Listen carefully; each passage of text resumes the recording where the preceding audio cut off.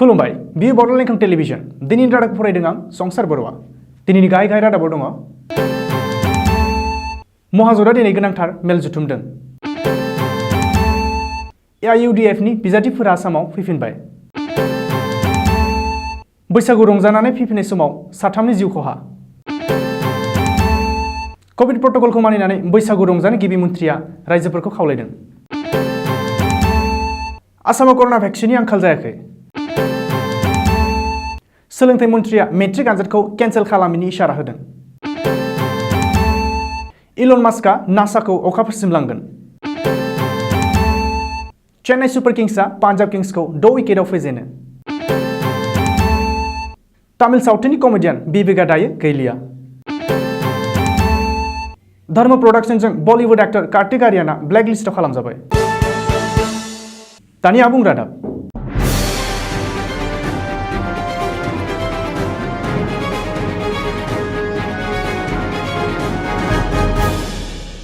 गुवाहाटी नोगोरमानि बेसेन गोसा हटेलनि खथा सिङाव सोलिगासिनो दं कंग्रेस आरो महाजोतनि राजखान्थिया विधानसभा बिसायख'थिनि उनावनो महाजोतआ गावनि बिजाथिफोरखौ रैखाथि गोनां जायगा नागिरना आसामनि बाहेराव दोनहैदों नाथाय दाबो बिजेपिनि हर्स ट्रेडिंखौ गिनायनिफ्राय उदां नङा महाजोतआ बेनिखायनो गावनि बिजाथिफोरखौ गोमाजानो गिना महाजोतआ दिनै मोनसे गोनांथार मेल जुथुमनाय जायो कंग्रेसनि दैदेननायाव महाजोतनि दैदेनगिरिफोरा दिनै गुवाहाटी नोगोरमानि किरिनश्री ग्रीन हटेलाव बे जर'खा मेलखौ जुथुमदों सुलुङाव फोरमायथिनाय बादिब्ला महाजोतनि बाहागोआरि AIUDF आरो BPFनि बिजाथिफोरखौ आसामनि बाहेरायाव दोनहैनायनि उनाव कंग्रेसआ गावनि बिजाथिफोरखौबो गुवाहाटी नोगोरमायाव थुबुर खालामदों बबेखानि कंग्रेसआ गावनि बिजाथिफोरखौबो आसामनि बाहेरायाव दैथायहरनो लाहार फाहार खालामदों रिपर्टनि बादिब्ला कंग्रेसनि साफ्रोमबो बिजाथिफोरनि सायाव आसाम प्रदेश कंग्रेस कमिटिया गोख्रों नोजोर होगासिनो दं जाहाथे बिजेपिनि हर्स ट्रेडिं खालामनायाव कंग्रेसनि बिजाथिफोरा गोग्लैया आरो बिजेपिखौ मदद खालामहोनो हाया बेनि अनगायैबो कंग्रेसनि बिजाथिफोरखौ आसामनि बाहेरायाव दैथायहरोब्ला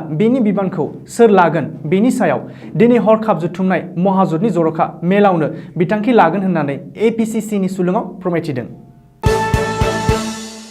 आसाम विधानसभा बिसायख'थिनि उनावनो राजस्थानाव दैथायहरजानाय AIUDFनि बिजाथिफोरा आसामाव फैफिनजोब्बाय शुक्रबारखालि AIUDFनि बिजाथिफोरा राजस्थाननिफ्राय आसामाव फैफिनदों मुंख'नो गोनांदि बिसायख'थिनि उनावनो बिजेपिनि हर्स ट्रेडिंखौ गिनानै महाजोतनि बाहागोआरि AIUDF आरो BPFनि बिजाथिफोरखौ आसामनि बाहेरायाव दैथायहरनाय जादोंमोन AIUDFनि बिजाथिफोरा राजस्थाननिफ्राय मैया आसामाव फैफिनबायब्लाबो BPFनि बिजाथिफोरा दासिमबो आसामाव गिदिंबोआखै मुंख'नो गोनांदि हाग्रामा महिलारिया BPFनि 10 बिजाथिफोरजों लोगोसे BPF दोलोनि BTCनि 12 MCLA-मोनखौ छत्तीसगढ़ आरो सोनाब बेंगलर रायजोआव दोनहैदों होननानै मिथिनो हानाय जादों मैया थामहिनबा 16 एप्रिल बेलासे समाव गहपुर आरो लखिमपुर सिमानि सेसा दैमानि दालां सेराव मोनसे गिथाव जाब्रबथाय जायो मिथिनानै मोननाय बादिब्ला 2 नं बिक्रमपुर गामिनि सा 35 बैसागु मोसाग्रा हानजाया लखिमपुर जिल्लानि 1 नं बिक्रमपुर गामियाव मोसानो थांदोंमोन मोसाखांनानै फैबाय थानाय समावनो बिसोरनि ट्रेक्टरा बेलथायो बे जाब्रबथायावनो सानै मोसाखावरिया जायगायावनो जिउ खोमानाङो बे जाब्रबथायावनो सानै मोसाखावरिया जायगायावनो जिउ खोमानाङो बबेखानि सासे मोसाखावरिया देहा फाहामसालियाव जिउ खोमानाङो आरो जोखोम जानाय मोसाखावरिफोरखौ देहा फाहामसालियाव थिसननाय जाबाय गिख्रंथाव कर'ना भाइरास एबा COVID-19नि गाइडलाइन आरो प्रट'कलखौ मानिनानै बैसागु रंजानो थाखाय रायजो राजाफोरखौ खावलायदों गिबि मन्थ्रि सर्बानन्द सन'वालआ मुंख'नो गोनांदि आसाम सोरखारनि सावस्रि बिफाना फोसावनाय कभिड प्रट'कलखौ आबुङै मानिनानैसो देग्लायनि बैसागु फोरबोखौ फालिनो आरो रंजानो थाखाय गिबि मन्थ्रि सन'वालआ खौरांगिरिफोरजों मोगा-मोगियाव खावलायदों बबेखानि सावस्रि बिफाना फोसावनाय कभिड प्रट'कलखौ मानिनानै बैसागु फालियोब्लासो आरो रंजायोब्लासो सोरखारनि थांखिया जाफुंसारगोन आरो आसामनि सुबुंफोरा गिख्रंथाव कर'ना भाइरासनि हेंथायै जुजिनायाव देरहानो हागोन होननानै गिबि मन्थ्रिया खौरांगिरिनि सिगाङाव बुंदों मुंख'नो गोनांदि गिबि मन्थ्रिया आसामनि देंखोगिरिजों लोगोसे हारिमु सिबियारिफोरखौबो कभिड प्रट'कलखौ मानिनानै सोलिनो थाखाय खावलायदों आरो आसामखौ गोग्गो खालामना लाखिनायाव जों बयनिबो बिबान दं होननानै बुंदों बे समाव आसामाव थोजासे कर'ना भेक्सिन स्टकआव दं आसामाव कर'ना भेक्सिननि आंखाल जायाखै होननानै आसामनि राङारि सावस्रि आरो सोलोंथाइ बिफाननि मन्थ्रि डक्टर हेमन्त बिश्व शर्माया शुक्रबारखालि गावनि अफिसियेल टुइटाराव टुइट खालामनानै फोसावदों हेमन्तआ टुइटाराव फोसावनाय बादिब्ला बे समाव आसामाव 2.25 लाख डज कभिशिल्ड भेक्सिन आरो 2 लाख डज कभेक्सिना स्टकआव दं बेनि अनगायैबो आरोबाव गुबुन मोनसे बेचनि 1 लाख डज कभेक्सिना थाबैनो आसामाव फैगासिनो होननानैबो हेमन्तआ फोरमायदों बेजों लोगोसेनो रायजोनि बयखौबो कर'ना भेक्सिन लानो थाखायबो खावलायदों मख'नो गोनांदि आसामाव कर'ना भेक्सिननि आंखाल जादों होननानै साननैसो सिगां बांसावनाय खौरां ओंखारदोंमोन। बेजों लोगोसेनो आसामाव फिन लकडाउन फोसावनो हागौ होननानै सावरायनाया रायजो राजाफोरनि गेजेराव दासिमबो सोलिगासिनो दं। नाथाय बे समाव आसामाव लकडाउन खालामनांगौनि गोनांथि गैया होननानै आरोबाव फोसावदों हिमन्त बिश्व शर्माया। नेशनेल हेल्थ मिशननि रिपर्ट बादिब्ला आसामाव दासिम 12,25,383 सा सुबुंफोरनाव कर'ना भेक्सिन थुखांबाय।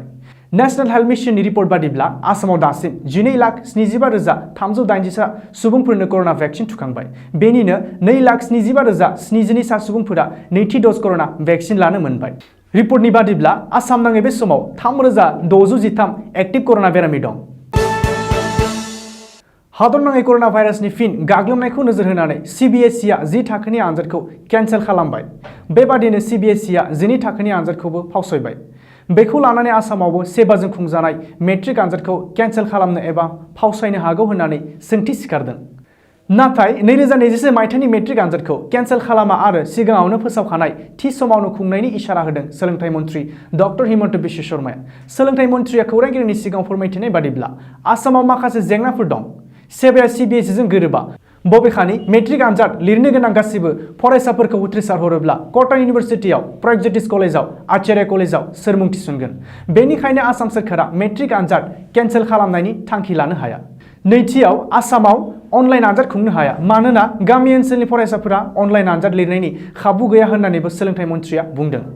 सोलोंथाइ मन्थ्रिनि बेफोर बाथ्राखौ नोजोर होयोब्ला देग्लायनि मेट्रिक आरो हाइ माद्रासा आनजादा कभिडनि माखासे नेमखान्थि आरो प्रट'कलनि गेजेरजों थि समावनो खुंजानायखौ नुहुरो।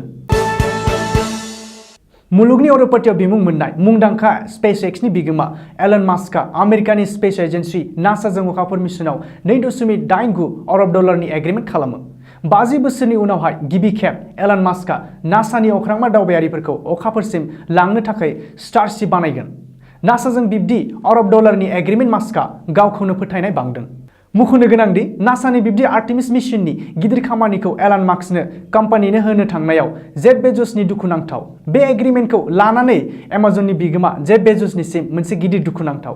जाहोना बेनोदि बेजसनि रकेट कम्पानिनि ब्लु अरिजिनआबो बे एग्रिमेन्टआव सावरायलायगासिनो दंमोन।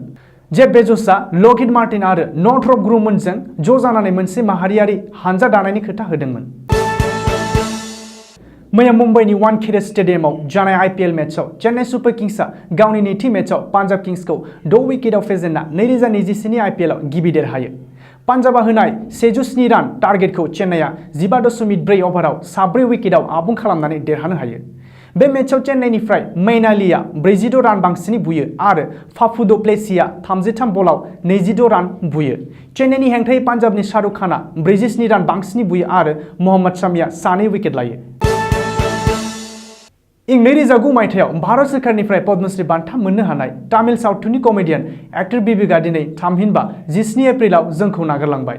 सुलुंनिफ्राय मिथिनानै मोननाय बादिब्ला बिबेकआ थांनाय बृहस्पतिबाराव COVID-19 नि टिका लादोंमोन। बेनि सानसे उनावनो थामहिनबा 16 एप्रिलाव बेहुस थासारियाव बिथांखौ चेन्नाइनि गंसे देहाफाहामसालियाव एडमिट खालामनो गोनां जायो। नाथाय दुखुनांथाव बाथ्रा बिथाङा दिनै थामहिनबा 17 एप्रिल फुंबिलिनि 4:35 जोंखौ नागारलाङो। धर्म प्रडाक्शन थामहिनबा करण जहारजों दिहुनजानो गोनां दास्ताना 2नि शुटिं सोलिबाय थानाय समावनो बे फिल्मनि एक्टर कार्तिक आर्यनखौ फिल्मनिफ्राय होखारबाय होनना मिथिना मोन्दों। मानोना आर्यनआ खायफा सिनखौ सोलायजानो लुबैदोंमोन। बेनि थाखायनो धर्म एबा करण जहारनि प्रडाक्शना कार्तिक आर्यनखौ ब्लेकलिस्ट खालामबाय। बबेखानि कार्तिक आर्यनआ माब्लाबाबो बे प्रडाक्शन हाउसआव खामानि मावनो मोननाय नंला। मिथिनानै मोननाय बादिब्ला कार्तिक आर्यनखौ करणनि प्रडाक्शना आनप्रफेशनेल होनना बे थांखिखौ लादों।